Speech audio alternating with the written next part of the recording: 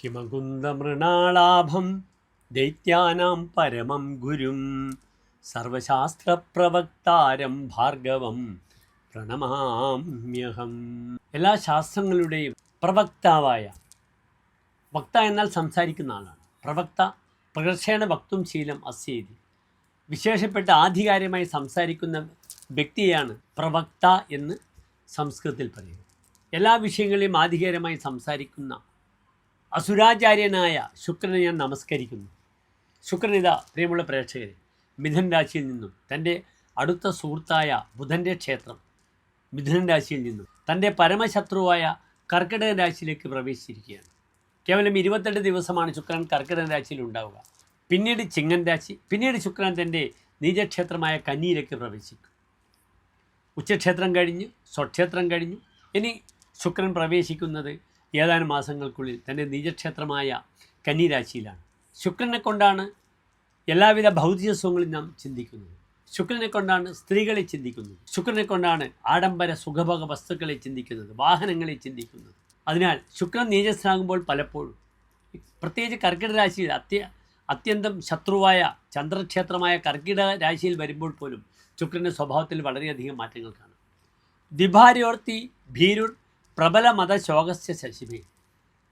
കർക്കിടകത്തിൽ ആശയഫലം വരാഹ മിഹിര ആചാര്യർ ഇപ്രകാരം പറഞ്ഞിരിക്കുന്നു: ദ്വിഭാര്യ അർത്ഥി. 2 ഭാര്യമാരുണ്ടാവുക, അല്ലെങ്കിൽ 2 സ്ത്രീകളുമായുള്ള ബന്ധങ്ങളുണ്ടാവുക. ഭാര്യയല്ലാതെ മറ്റു സ്ത്രീകൾ കടന്നു വരിക. അർത്ഥി, ആഗ്രഹിക്കുന്ന ആളാവുക, അനേകം സ്ത്രീകളെ ആഗ്രഹിക്കുക. കർക്കിടകം ബഹുവാദ രാശിയാണ്. പ്രബല മതശോകശ്ച, പ്രബലമായ മതം, കാമം, ദുഃഖം, വിരഹം ഇതൊക്കെ അനുഭവിക്കും. അതിനാൽ ശുക്രൻ പല രാശിക്കാരും വളരെയധികം ശ്രദ്ധിക്കണം.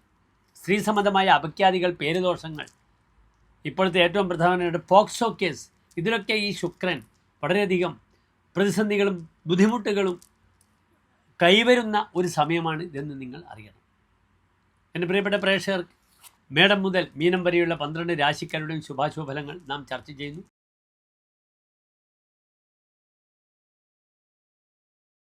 അശ്വതി, ഭരണി, കാർത്തിക നക്ഷത്രത്തിൻ്റെ ആദ്യത്തെ 15 നാഴിക വരുന്ന മേടം രാശിക്കാർക്ക് ശുക്രൻ നിൽക്കുന്നത് 4-ാം ഭാവത്തിലാണ്, കർക്കിടക രാശിയിലാണ്. മേടം രാശിക്കാർക്ക് 2 പ്രധാനപ്പെട്ട ഭാവങ്ങളുടെ അധിപനാണ് ശുക്രൻ. അവരുടെ വാക്പതിയാണ്, അവരുടെ യാത്രാപതിയാണ്, വിവാഹപതിയാണ്.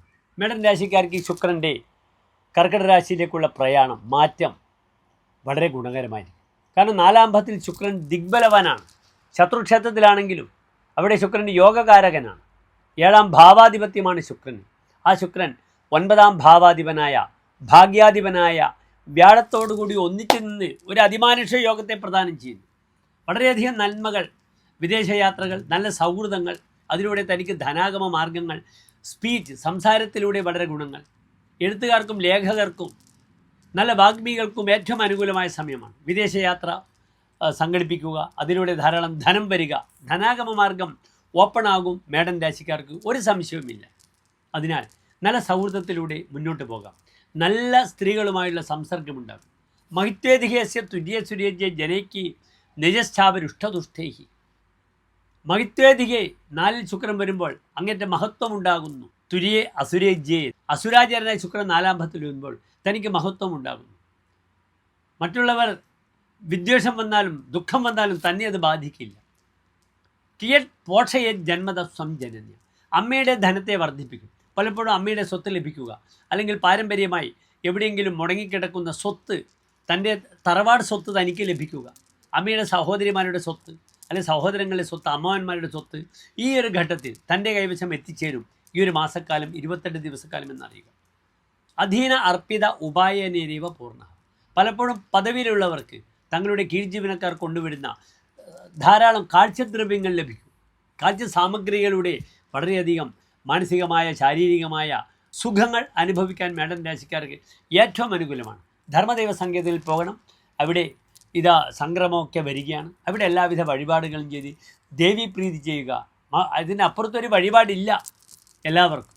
ആപതിക്കും കരണീയം സ്മരണീയം ചരണീയങ്ങളും അമ്പായാഹ. ആപത്ത് വരുമ്പോൾ ദേവിയുടെ പാദങ്ങളിൽ വീഴുക. ബ്രഹ്മാദി നബി കിം കരീകരോതി. ബ്രഹ്മാവിനെപ്പോലും തൻ്റെ അടിമയാക്കും ദേവി. അതിനാൽ ദൈവപ്രീതി തന്നെ ഇവിടെ ഏറ്റവും പ്രധാനപ്പെട്ട ഒരു ഉപായം എന്നെൻ്റെ പ്രിയപ്പെട്ട പ്രേക്ഷകരോട് പറയട്ടെ. ഈ കലിയുഗത്തിൽ പ്രത്യേകിച്ച് പ്രാർത്ഥന മാത്രമാണ് ഏറ്റവും വലിയ റെമഡി എന്ന് അറിയുക. വളരെയധികം നന്മകൾ മേടൻ രാശിക്കാർക്ക് പ്രദാനം ചെയ്യപ്പെടും, ഒരു സംശയവുമില്ല. നന്ദി, നമസ്തേ.